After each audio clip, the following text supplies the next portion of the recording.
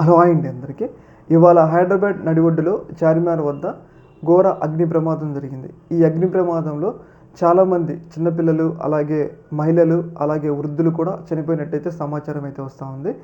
ముఖ్యంగా ఇంత ఘోర పరిస్థితులు ఏర్పడటానికి కారణం ఏంటి అంటే, అక్కడికి ఫైర్ ఇంజిన్లు వెళ్ళటానికి చాలా ఇబ్బంది పడ్డాయి. ఎందుకంటే ఆ ఇరుకు సందుల్లో సరైన రోడ్లు లేకపోవడం వల్ల ఫైర్ ఇంజిన్లు వెళ్ళి రెస్క్యూ టీములు రక్షించడంలో కొంచెం ఆలస్యమైందనమాట. అంత ఆలస్యమైనా కానీ వాళ్ళు అక్కడికి చేరుకొని చాలామందిని రక్షించారు. ఈ రక్షించే క్రమంలో ఆ ఘటన అనేది చాలా పెద్ద స్థాయిలో ఉంది కాబట్టి దాదాపు 17 మంది చనిపోయారు. ఇంకా కొంతమంది చనిపోయడానికి కూడా అవకాశం ఉందని చెప్పేసి మనకైతే సమాచారం అయితే వస్తూ ఉంది. అయితే ఇంత ఘోర సంఘటన జరగడానికి కారణం ఏంటి అని చెప్పేసి పోలీసుల ఇన్వెస్టిగేషన్లో ప్రాథమికంగా తేలింది ఏంటంటే, అక్కడ షార్ట్ సర్క్యూట్, సమ్మర్ కావడం, అలాగే సరైన నిర్వహణ, మెయింటెనెన్స్ లేకపోవడం, ఎప్పుడో పాత కరెంటు వైండింగ్ అన్నీ కూడా అలా ఉండటం వల్ల షార్ట్ సర్క్యూట్ వల్ల ఇంత పెద్ద ప్రమాదం జరిగిందని చెప్పేసి పోలీసులు అయితే ప్రాథమిక నిర్ధారణకి అయితే రావడం జరిగింది.